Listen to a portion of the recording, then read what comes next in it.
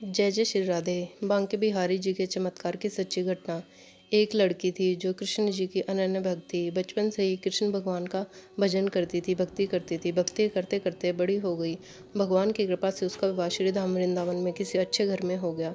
विवाह होकर पहली बार वृंदावन आई, पर नई दुल्हन होने की वजह से वह कहीं जा न सकी और मायके चली गई। और वह दिन भी आया जब उसका पति उसे लेने उसके मायके आया। अपने पति के साथ फिर वृंदावन पहुंच गई। पहुंचते पहुंचते उसे शाम हो गई।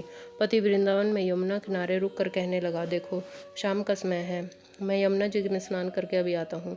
तुम इस पेड़ के नीचे बैठ जाओ और सामान की देख रेख करना। मैं थोड़े ही समय में आ जाऊँगा, यही सामने ही हूँ, कुछ लगे तो मुझे आवाज़ दे देना। इतना कहकर पति गया और वह लड़की बैठ गई।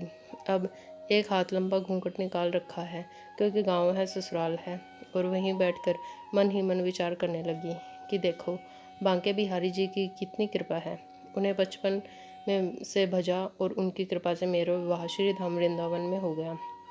मैं इतने वर्षों से ठाकुर जी को मानती हूँ, परंतु अब तक उनसे कोई रिश्ता नहीं जोड़ा। फिर सोचती है ठाकुर जी की उम्र क्या हुई, लगभग 16 वर्ष के होंगे। मेरे पति 20 वर्ष के हैं, उनसे थोड़े से छोटे हैं, इसलिए मेरे पति के छोटे भाई की तरह हैं और मेरे देवर की तरह है। तो आज से ठाकुर जी मेरे देवर हो गए। अब तो ठाकुर जी से नया संबंध जोड़कर प्रसन्न हुई और मन ही मन ठाकुर जी से कहने लगी, देखो ठाकुर जी, आज से मैं तुम्हारी भाभी और तुम मेरे देवर हो गए। अब ऐसा कब आएगा जब तुम मुझे भाभी भाभी कहकर पुकारोगे। इतना सोच रही थी कि तभी 10 से 15 वर्ष का बालक आया और उस लड़के से बोला भाभी, लड़की से बोला भाभी भाभी। लड़की अचानक अपने भाव से बाहर आई और सोचने लगी कि वृंदावन में तो नई आई हूँ, यह भाभी कहकर कौन बुला रहा है। नई थी इसलिए घूंघट उठाकर नहीं देखा। गांव के कई बड़े बूढ़े न देख लें तो बड़ी बदनामी होगी। अब बालक बार बार कहता, वो उत्तर नहीं देती। बालक पास आया और बोला, नेक अपना चेहरा तो दिखाई दे। ये सुनकर वो और कसकर घूंघट पकड़कर बैठ गई। फिर उस बालक ने जबरदस्ती घूंघट उठाकर देख लिया। थोड़ी देर में उसका पति आ गया। उसने सारी बात अपने पति से कही। पति ने कहा, तुमने मुझे आवाज़ क्यों नहीं दी। वो बोली, वह तो इतने में भाग ही गया था, बस मैंने उसका चेहरा देखा। पति बोला, चिंता मत कर, वृंदावन बहुत बड़ा थोड़े ही है। कभी किसी गली में लड़का मिल गया तो हड्डी पसली एक कर दूंगा, फिर कभी ऐसा नहीं करेगा। तुम्हें कहीं दिखे तो मुझे ज़रूर बताना। फिर कुछ दिन बाद उसकी सास ने अपने बेटे से कहा, बेटा देख, तेरा विवाह हो गया है, बहू मायके से भी आ गई है। तुम दोनों बांके बिहारी जी के दर्शन के लिए अभी तक नहीं गए हो, कल जाकर बहू को दर्शन करा के ले आना। अगले दिन दोनों पति पत्नी ठाकुर जी के दर्शन के लिए मंदिर जाते हैं। मंदिर में बहुत भीड़ थी।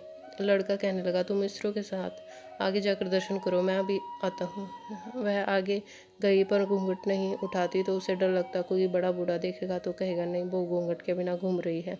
बहुत देर हो गई। पीछे से पति ने आकर कहा, अरे बावली, बिहारी जी सामने है, घूंघट काहे न खोले। घूंघट नहीं खोलेगी तो दर्शन कैसे करेगी। अब उसने अपना घूंघट उठाया और जो बांके बिहारी जी को देखा तो बांके बिहारी जी की जगह वही बालक मुस्कुराता हुआ दिखा तो एकदम से चिल्लाने लगे, जल्दी आओ जल्दी आओ। पति पीछे से भागा आया।